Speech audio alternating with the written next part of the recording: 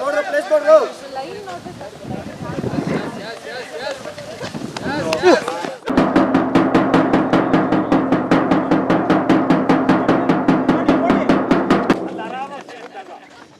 ಚಿಕ್ಕಬಳ್ಳಾಪುರ ನಗರದ ಹೊರವಲಯದಲ್ಲಿರುವ ಕೆವಿ ಕ್ಯಾಂಪಸ್ನಲ್ಲಿರುವ ಪ್ರಸಿದ್ಧ ವಿದ್ಯಾಕೇಂದ್ರಗಳಲ್ಲಿ ಒಂದಾಗಿರುವಂತಹ ಕೆವಿ ಸಂಸ್ಥೆಯನ್ನ ಕಟ್ಟಿ ಬೆಳೆಸಿದ ಸಿವಿ ವೆಂಕಟರಾಯಪ್ಪನವರ 109ನೇ ಜಯಂತಿ ಮತ್ತು 28ನೇ ದತ್ತಿ ದಿನಾಚರಣೆಯ ಅಂಗವಾಗಿ ಪತ್ರಕರ್ತರಿಗೆ ಒಂದು ದಿನದ ಕ್ರೀಡಾಕೂಟ ಆಯೋಜನೆ ಮಾಡಲಾಗಿತ್ತು.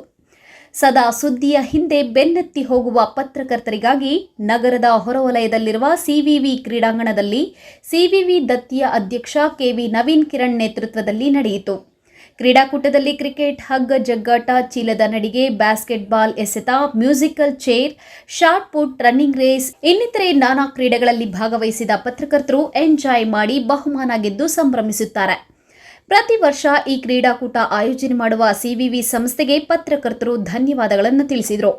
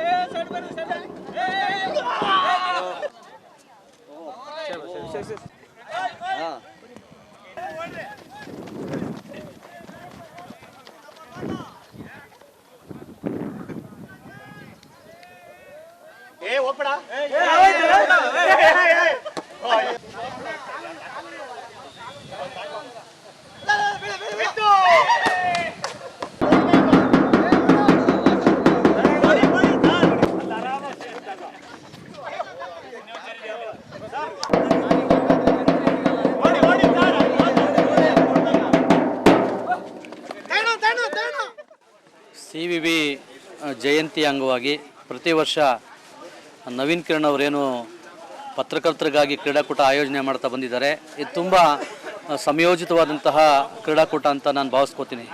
ಸದಾಕಾಲ ಸುದ್ದಿಯ ಹಿಂದೆ ಬೀಳುವಂತಹ ಪತ್ರಕರ್ತರು ತಮ್ಮ ಆರೋಗ್ಯದ ಕಡೆ ಗಮನ ಕೊಡೋದಿಲ್ಲ, ಆಟ ಪಾಠದ ಕಡೆ ಗಮನ ಕೊಡೋದಿಲ್ಲ.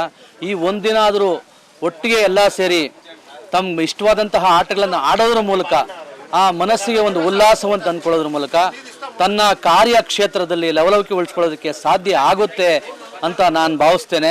ಯಾಕೆಂದರೆ ನಾನು ಪ್ರತಿದಿನ ಸ್ಟೇಡಿಯಂ ಬರ್ತೇನೆ.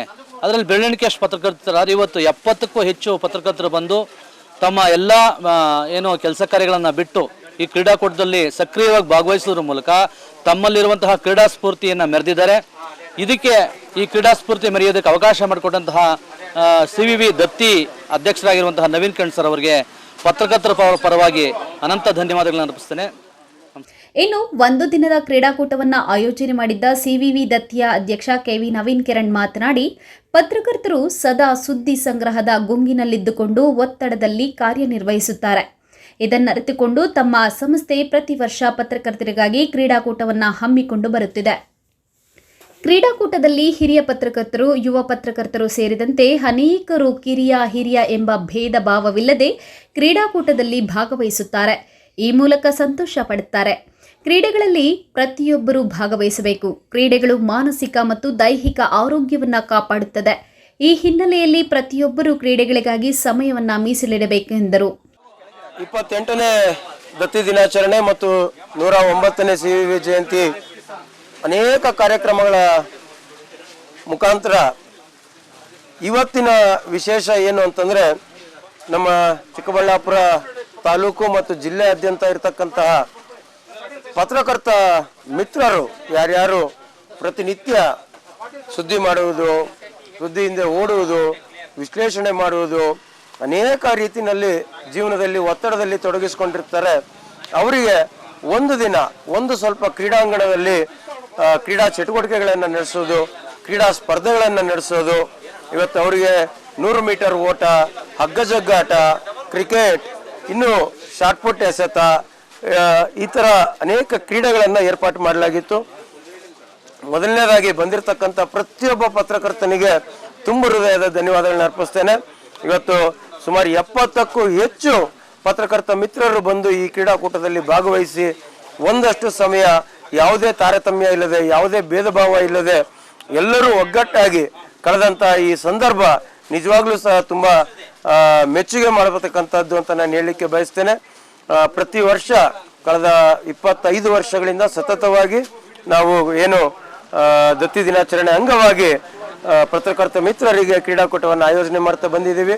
ಮತ್ತೊಮ್ಮೆ ಬಂದಂಥ ಎಲ್ಲ ಪತ್ರಕರ್ತ ಮಿತ್ರರಿಗೆ ತುಂಬ ಹೃದಯದ ಧನ್ಯವಾದಗಳನ್ನು ತಿಳಿಸ್ತೇನೆ. ಇನ್ನು ಕ್ರೀಡಾಕೂಟದಲ್ಲಿ ಪತ್ರಕರ್ತರಿಗೆ ಸಿವಿವಿ ಸಂಸ್ಥೆ ಅಧ್ಯಕ್ಷ ನವೀನ್ ಕಿರಣ್ ರವರಿಂದ ಎಲ್ಲ ಪತ್ರಕರ್ತರಿಗೆ ಟ್ರ್ಯಾಕ್ ಶೂಟ್ ವಿತರಿಸಿದರು. ಕಳವಾರ ಅರುಣ್, ಎಂಎಂಟಿವಿ ನ್ಯೂಸ್, ಚಿಕ್ಕಬಳ್ಳಾಪುರ.